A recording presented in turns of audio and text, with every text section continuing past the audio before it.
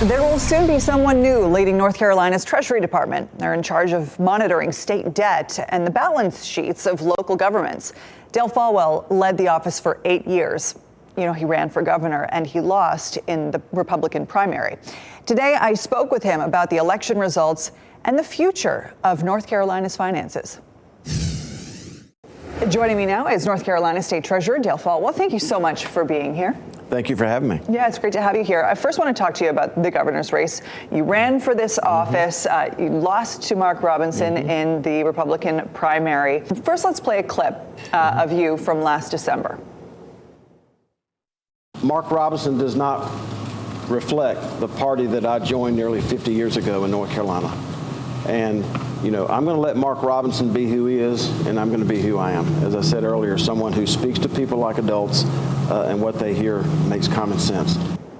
All right. So as we know, Robinson lost by double digits in the governor's race to Josh Stein. What was your reaction to election night? Well, my reaction to both the general election and the primary election is that I think the Republican Party needs to be a party that talks about common sense, conservatism, humanity, humility, and ethics. That's the party that I joined nearly 50 years ago. And election night was obviously there was success at the national level, but at the state level, especially with the three top positions, it was a disaster. And I said all during the primary that I thought that mathematically this would be the last opportunity to elect a Republican governor in my lifetime. Do you have any certain frustrations about how things shook out and what could have been? Well, sure. You know, at the end of the day, this is biblical for me. The book of Mark says if you have talents, you have to get out of the boat and use them. My reputation is that I love saving money and I love fixing things. And I ran not to be called the governor, but to govern. It's a verb. We've lost sight of that word. And there's lots that need to be fixed at DMV and DOT and DHHS and all the other agencies that report to the governor. To directly answer your question, I'm just reminded of what my former neighbor in Winston-Salem used to always say, Maya Angelou, that when a person shows you who they are the first time, you should believe them. This person that people have seen over the last few months, who was the Republican nominee for governor, Mark Robinson, this is always who he's been. Anyone who's, in my observation, who's ever come in contact with him, sold him a car, sold him a house, or gave him a job, especially the taxpayers, either he didn't show up for work or they got fleeced. And this is just the latest example. Let's look forward now. So you're the outgoing state treasurer. What is Brad Briner, the new state treasurer, walking into? Well, he's walking into what I'm going to miss the most, which is a great staff.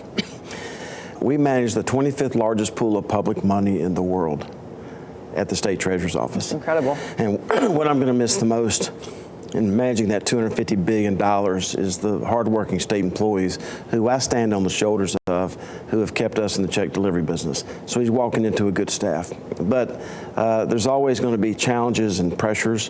One is with the state health plan, which is insolvent. You don't expect to hear that from the state treasurer, because healthcare costs are doing this, prescription drug costs are doing this, and the funding we've gotten from the General Assembly is doing this. So that's one of the biggest challenges. But most importantly, to make sure that the next treasurer advocates for the invisible. There's nearly 1 million people on this pension plan. They don't know who the state treasurer is, but it's important for the state treasurer to know who they are, because they teach, they protect, they otherwise serve, and it's taxpayers like them. And we never put anybody in front of those groups. Briner, the incoming treasurer, a fellow Republican, but during the campaign he criticized your office for not investing more in North Carolina's pension fund. What's your response to that criticism? Well, it's been said that, you know, we had too much money in the mattress.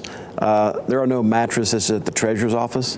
The fact is, if you can pick and choose whatever period of time you want to look into, but the treasurers of North Carolina for nearly 80 years have been very, very conservative. I'm the first Republican treasurer elected since President Ulysses S. Grant, And we've always been conservative in our stance. And, you know, when the stock market fell 24% in 2022, nobody complained about us being too conservative then. I've never pretended to have a crystal ball, but, you know, there's always room for improvement, and Treasurer-elect Briner will have that opportunity. Okay. So you've been serving in public office for a long time. What's next for you?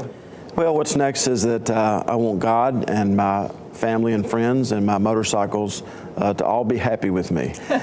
Your motorcycles. Yes. And, you know, I'm pretty excited about that. I've been in Raleigh for nearly 20 years as a legislator or a member of the cabinet, and I've already covered this. I'm going to miss the state employees. You know, no one calls the treasurer's office to book a cruise. They call because they've had a life-changing event. Yeah. And the job that the people at the Treasurer's office do to lower the temperature so that people can get the assistance they need, that's what I'm going to miss the most. Well, I know you love your motorcycles, you love your yoga, you love your family, so I wish you the very, very best as you explore your next chapter. Well, thank you. Yep.